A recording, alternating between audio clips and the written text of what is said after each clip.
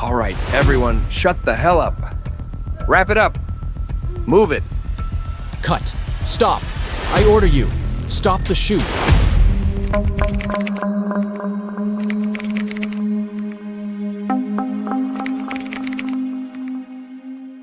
Around 30 years ago, a tragedy happened.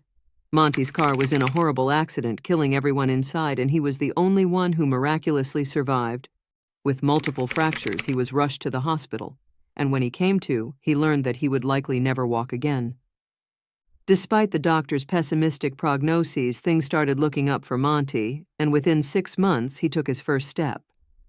Truth is, he remained a crippled gimp for life, and worst of all, he would never feel like a real man again. On his first day back from the hospital, a young girl entered Monty's office, hiding her eyes under a lush blonde fringe, and settled at the edge of the rowdy line of girls. She sat silently flipping through a magazine, paying no mind to her surroundings. No flashy makeup, just simple jeans, a t-shirt, and sneakers. From the side, it might have seemed like this girl got the wrong address and ended up here by accident, not even realizing what awaited her behind that door. She placed her application on the desk and stood in the middle of the office. A fat, mustachioed man, without looking up, slid the papers toward himself. Please, introduce yourself. Judith Polgar, 18 years old. Get undressed. Monty was tired, his head pounding, but more than anything, he was upset that out of nearly 100 candidates that week, he hadn't selected a single one. Is there anyone else left? No, I'm the last one. Monty finally looked at the girl, and it clenched everything inside him. She was the one he'd been searching for so long. Innocence cloaked in passion, an angel of lust, a goddess of debauchery.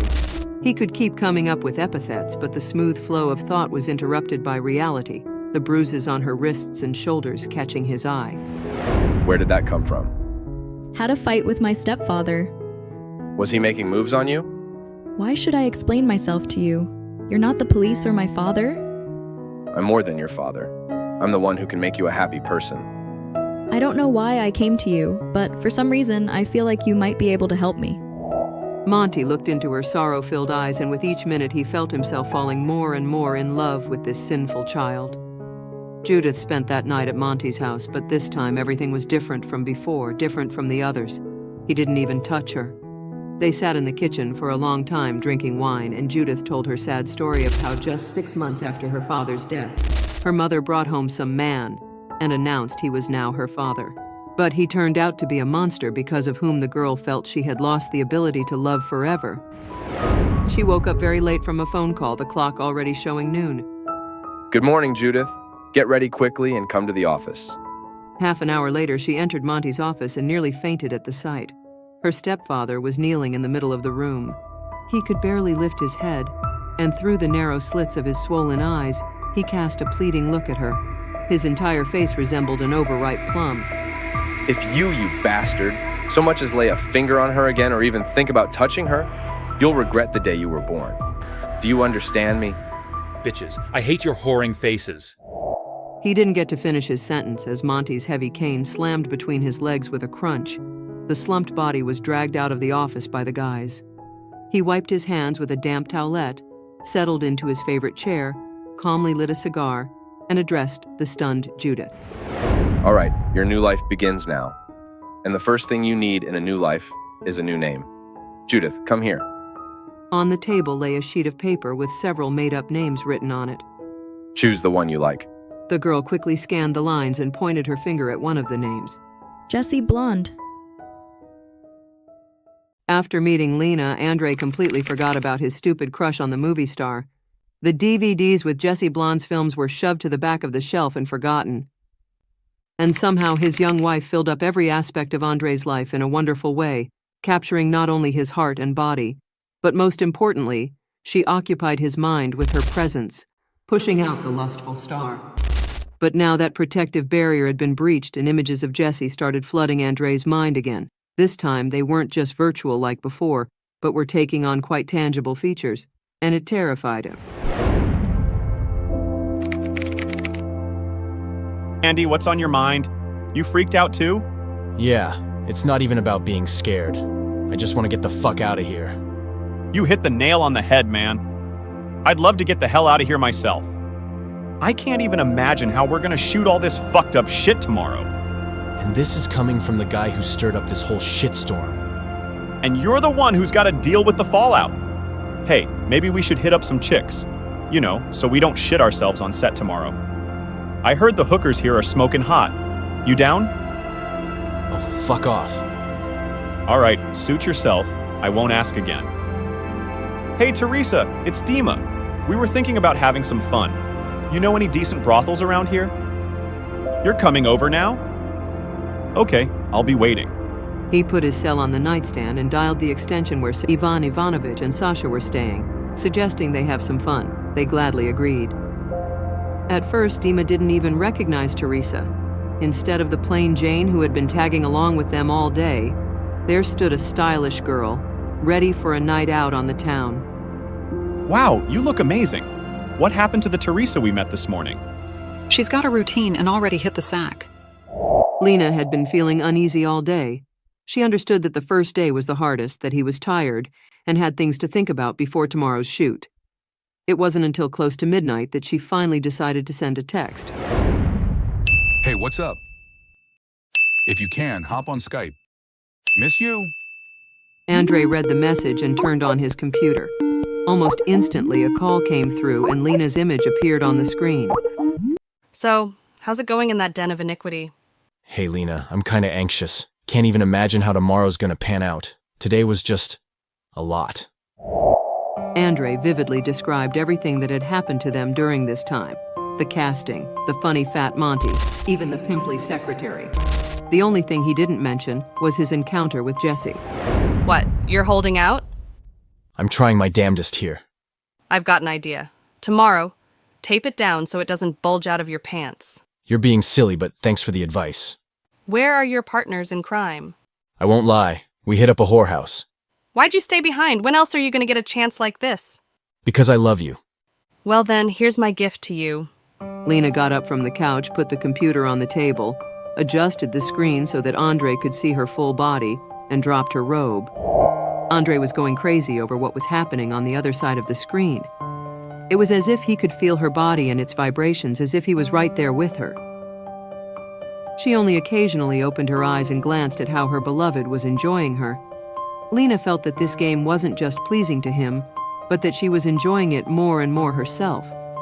Andrei realized that the blonde Jessie was a fleeting whim that couldn't be called love, and that he would definitely put an end to it.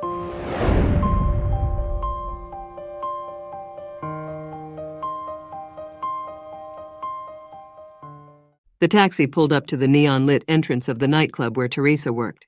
As they approached the bouncer, she said a few words to him. You promised to take us to a brothel, but this is some kind of nightclub. Not just some kind of club, it's my club. And I've been working here for over 10 years. Remember, I guaranteed you pleasure. Well, here it is. Enjoy. She flung open the wide double doors and the guests were hit with a blast of blaring music, the shrieks of the crowd and the scent of uninhibited desire. Teresa led them through the main room so the guests could get a feel for the vibe of the place. They climbed some steps and the bouncer obediently pulled aside the heavy curtain to the VIP area. Make yourselves at home. I'll be back soon. The waiter will bring drinks and snacks. If you want, you can head downstairs. Damn, this is wild. Just look at what those sluts are doing down there. I'm staying put. Who needs your fucking brothel anyway? Sasha, hand me one of those wristbands. No hard feelings, Dima. I think I'll probably stay too. They're staying. But we're going to the whorehouse. I'm already in the mood. Teresa took Dima by the hand and led him through the winding back corridors of the club. They zigzagged through passage after passage, up various staircases, down another long hallway, until they arrived at a closed door. Teresa pulled a key out of her purse and inserted it into the lock. They entered and found themselves in a strange room with a transparent floor and mirrored ceiling. Plush velvet cushions were scattered all over the floor. Dima cautiously stepped onto the glass surface and looked down. Directly below him was a stage where several couples were engaged in intimate activities. Dima, why do you need those whores from the brothel? Trust me, I'm better. He certainly hadn't expected this turn of events. Dima stood in the middle of this bizarre room, unable to say a word. An almost stranger of a girl, completely unclothed, pressed up against him, while somewhere below, under his feet, a wild orgy raged on. I liked you right away. This morning even. Don't think I'm some kind of slut. I just miss being around decent guys. I've had so much sex in my life that I've forgotten what real love is. I don't even remember if I ever had it. And you're so sweet, so endearing. I think you just act like a tough guy. Kiss me, please. Dima had always wanted to seem edgy and experienced. His friends hung on his every word when he'd brag about his sexual exploits ever since 8th grade. But in reality, there had been no such adventures. The stories were mere figments of his imagination. He'd never been in a situation like this before and had no idea what to do next. Teresa, as if sensing this, took the lead. She pulled off his clothes and pushed him down onto the huge cushions strewn across the floor. You're so weird. When was the last time you had sex? Nothing like this has ever happened before. But I haven't even done anything yet. And you call this nothing? It'll get even better. To Dima, it felt like an eternity had passed, but in actuality, they spent no more than half an hour in the mirrored room. Teresa sat with her legs curled under her on the cushions, leaning against the plush velvet wall, smoking a cigarette. Dima lay beside her, his head resting on her lap, gazing down through the glass floor. Did you like it? You bet. I feel like an illiterate first grader who just learned to read from the teacher. You're so cute. I think I'm falling for you. Well, it doesn't seem that way to me. They lay entwined for a long while, watching the fading scene below, until Dima suddenly realized how much time had passed. What time is it anyway? We've got the shoot tomorrow. 4 o'clock. We still have time to get some sleep. They made their way unhurriedly through the night-cloaked city. Teresa clutched Dima's hand like a giddy schoolgirl, content and blissful. Judith always spent the entire day before a shoot getting ready. She enjoyed a light steam in the sauna, followed by a relaxing massage and manicure. Only later in the evening would she visit a special salon to get her intimate areas touched up. She would arrive on set like a queen, fragrant, with silky smooth skin, flawless makeup, and a stunning hairstyle. This was why she was adored not just by the audience, but by the whole crew, and especially Monty. You have to look stunning today. Have I ever let you down? Just tell me, why'd you hand me over to these Russians? They're like clueless puppies. Did you see their faces? I can only imagine the shit they'll film today. Honey, that's the last thing you need to worry about. I'll be right by your side the whole time and won't let them do anything out of line. Plus, you'll be able to make some good money. Tax-free, too. Those idiots brought cash. Aren't you worried they might screw you over? Who knows what they're thinking? And please, make sure there's no weird kinky stuff. I know what they can be like. I told you, it'll all be fine. I approved the script. There's no fucked up stuff in there. But just in case, tell Attila to have our guys on standby. You never know. Judith remembered her first shoot well. Some well-known German producer had arrived, and Monty bent over backwards trying to please him in every way, since the future of his films and whether they'd even sell at all depended on currying this guy's favor. The German turned out to be a vile creature, and the first thing he demanded was that the newcomer approved for the lead role be brought to him. Judith entered his room as if nothing was amiss and ran out in tears a minute later. She complained to Monty, but no matter how much he tried to persuade the producer, his young protege did not get the lead role. She had to play a street prostitute, and instead of warm, cozy scenes in luxurious apartments, she was filmed in an alley next to dumpsters, with 3 men having their way with her simultaneously. The German constantly rejected takes, forcing Judith to redo each scene multiple times. She was exhausted and freezing, in pain inside. There was no chance to freshen up, wash her face, and rest as he kept yelling "action," and made her do it again and again. You're such a smarty pants. You saved my ass. Well, you sure as hell didn't save mine. That's it, I'm done with this. I can't do it anymore. It's disgusting. Rest up, baby girl, and take your time deciding. In the morning, Judith entered the office to inform everyone of her final decision. The first person she saw was the producer. Grunting and barely able to move his legs, he paced the lobby, clutching his fat behind. What happened to him? He wanted a drink after the shoot yesterday, so we took him to a bar where he got fucked by like 10 dudes. So now he can't even sit down. You did that? What's it matter who did it? He got what he deserved, and we got what we wanted. The contract's signed. And most importantly, my girl got her revenge. I'm staying. I swear, after the next movie, you'll be a star. Several months later, they walked arm in arm down the red carpet at Cannes, surrounded by hundreds of photographers and thousands of adoring onlookers. Monty had kept his promise. A new star named Jessie Blonde had appeared in the firmament. Andrei woke up early and first laid out the storyboards drawn from the script on the table, checking that he hadn't forgotten anything. He noticed that Dima's bed was untouched, meaning he hadn't returned yet, which made him a little wary. But memories of his nighttime adventure with Lena relaxed Andrei a bit and distracted him from gloomy thoughts. Most importantly, he caught himself not thinking about Jessie even once this whole time, although just last night he was going crazy with unbearable desire to be with her and nervousness before their inevitable meeting on set. His musings were interrupted by Dima entering the room. So, did you enjoy the local sluts? At least you remembered about the shoot. There were no sluts, man. We went to Teresa's club. Why do you look so damn pleased with yourself? I'll fill you in later. Gotta go wake up Ivan Ivanich and Sasha. They arrived on set on time just as the techies were starting to unload, carry in lights and tripods, and lay out electrical cables along the paths. Welcome to hell. But inside, nothing looked like hell, and the scene was completely ordinary, with rushing about, clanging equipment, and shouting. Looking at all the usual movie set hustle and bustle, you'd never think that in a couple hours they'd be filming porn here.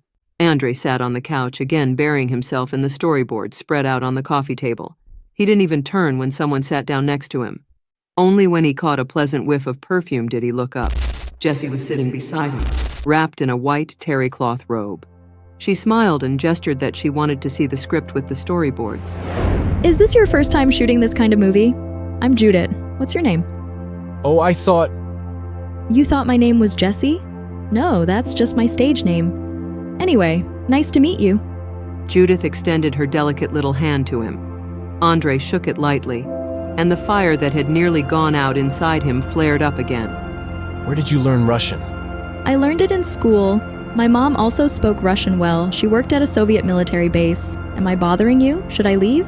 No, you're not disturbing me at all. Please don't go. It's a pleasure chatting with you. I never imagined I'd be talking so casually with... I guess you meant to say whore, right? Don't be shy. We're not here to play chess, after all. I still can't get used to this. Better get used to it quickly, Andrei. The shoot starts in an hour. But Andrei didn't want to get used to this. That terry robe barely covering Judith's nude body was more arousing than realizing that very soon that body would be completely at the mercy of his whims, yet wouldn't be given to him to ravish, but to those two muscular hunks. And that was the moment Andrei feared most. You know, I have several of your movies on DVD at home. I even went to your premiere in Paris. Did you like it? I was such a silly girl in that one. I was still very young. I really enjoyed it. That's when I remembered your name, Jessie Blonde. Do I turn you on? Andrei lowered his gaze, not knowing how to respond. Did she arouse him? More than anything. He couldn't very well tell her how many hours he'd spent in front of the TV screen reveling in her naked body. Could he confess to Judith that he loved her, had loved her for a long time and hopelessly, and what it cost him to sit next to her now chatting about silly things? Just one touch from her sent shivers through him. Her scent excited him, and her gaze drove him wild. He had only one desire, to drop everything and run, to return home to Lena and forget it all, forever. You're so sweet. I'll help you make a great movie. Don't worry. She tousled Andrei's hair with her palm, stood up and left for her dressing room, her hips swaying elegantly. Monty observed this whole scene from the opposite end of the living room. His face was crimson. He slammed his cane on the stair railing and left the room. To completely distract herself from the disturbing thoughts, Lena decided to visit her mother, especially since she hadn't seen her in several months. Nothing had changed at home, not even the smell. The only thing that had changed was her mom, and not for the worse. She had a new hairstyle, clumsily applied eye makeup, and even a manicure. She was clearly embarrassed about it and tried her best to distract her daughter by steering the conversation in a different direction.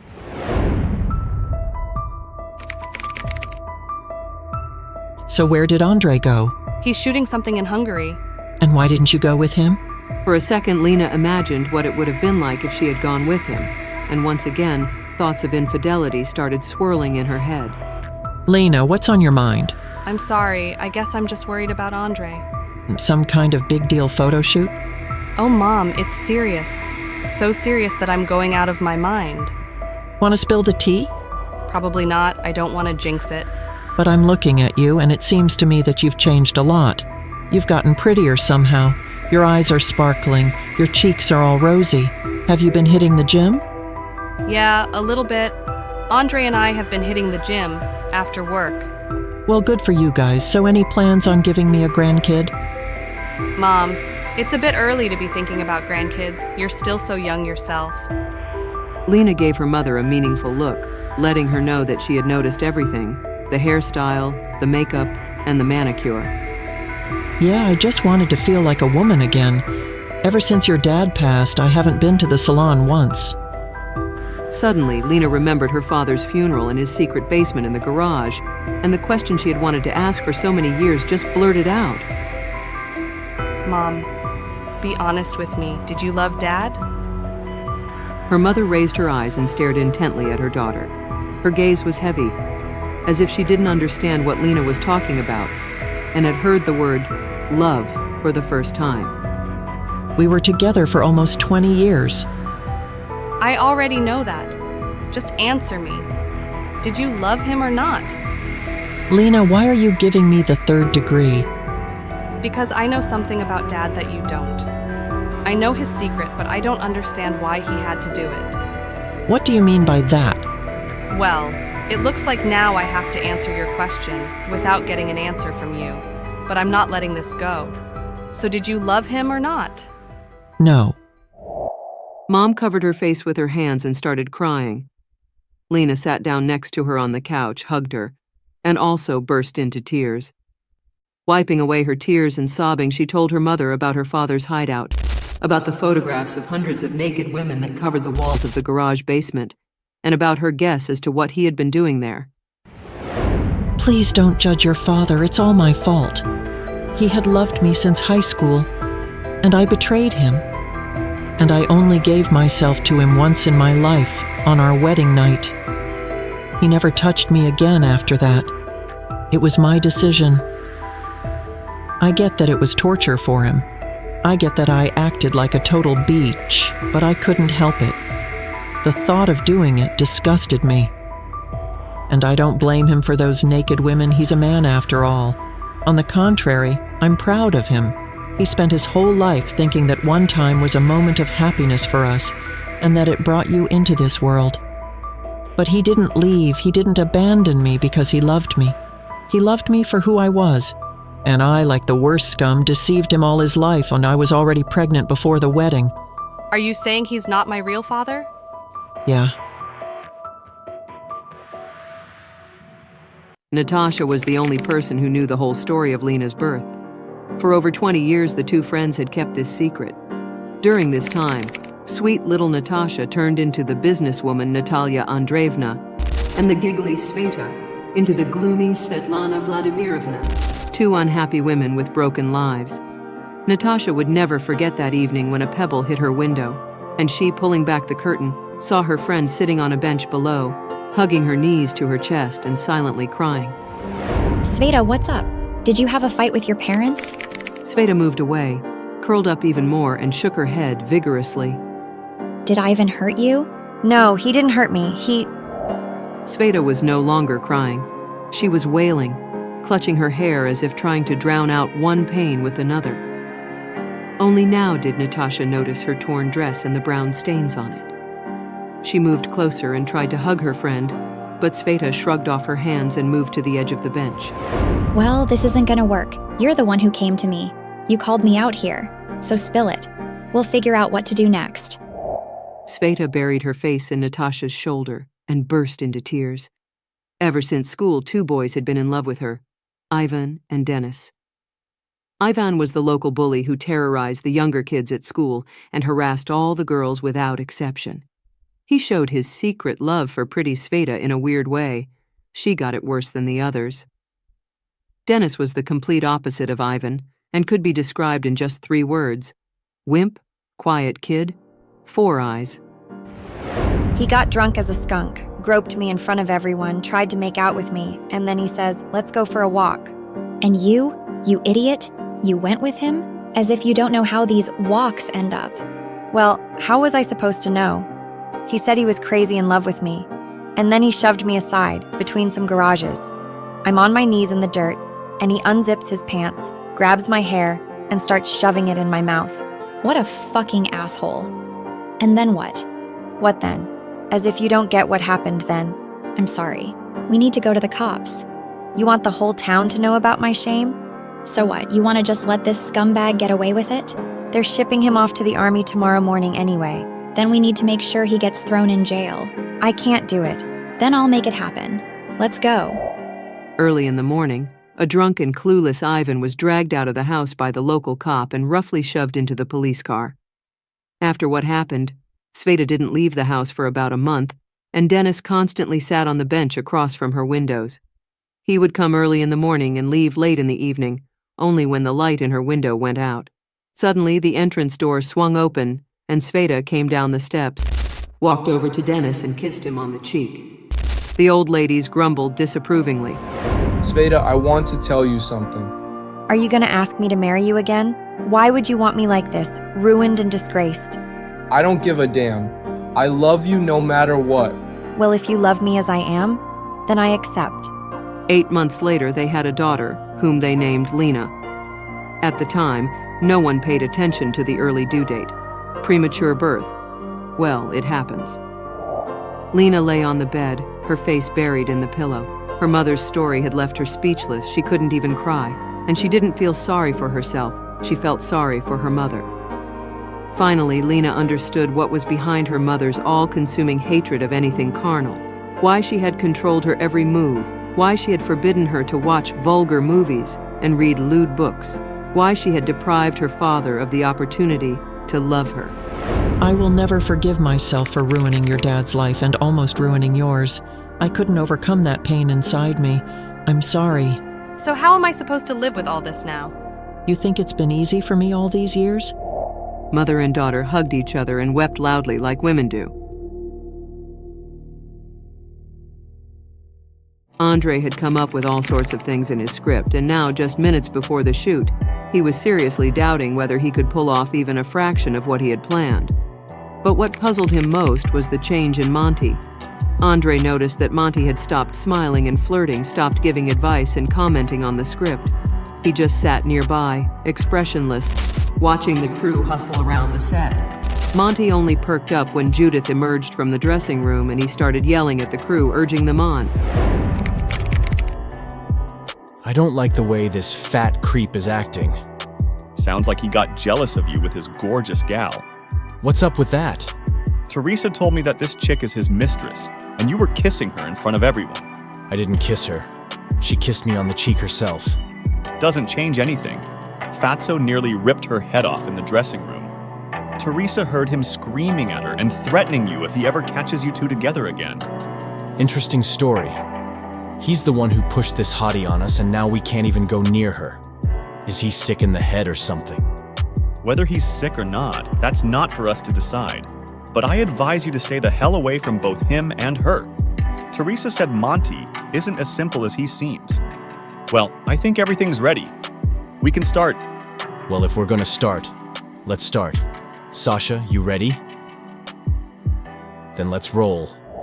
Everything on set started moving as if by itself, giving the impression that everyone knew exactly what to do.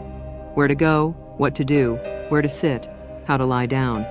For the first few minutes, Andrei even felt out of place.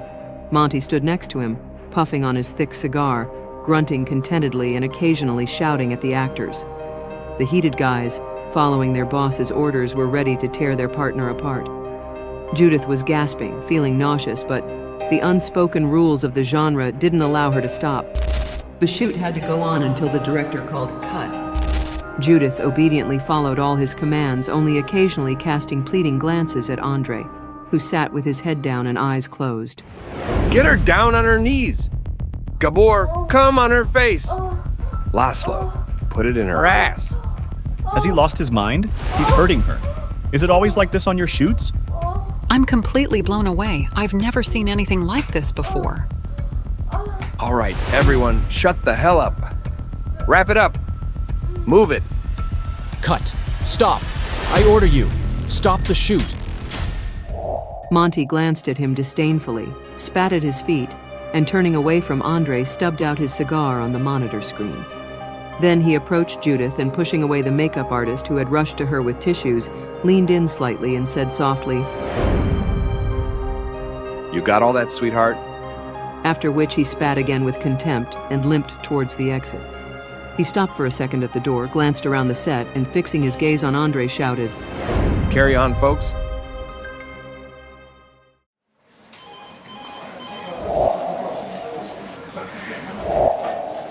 To secretly love an adult film star? What foolishness, because there is real love and real passion. Wait for the new episode of Adult Movie. And if you do not want to wait, go to Boosty, subscribe, and watch new episodes before everyone else. And if you want to know everything at once, go to Amazon. There's a Vicki Weiss adult movie book and even a comic book. The audio version of the book and the Dirty Love podcast can be found on Spotify. All the links are in the description.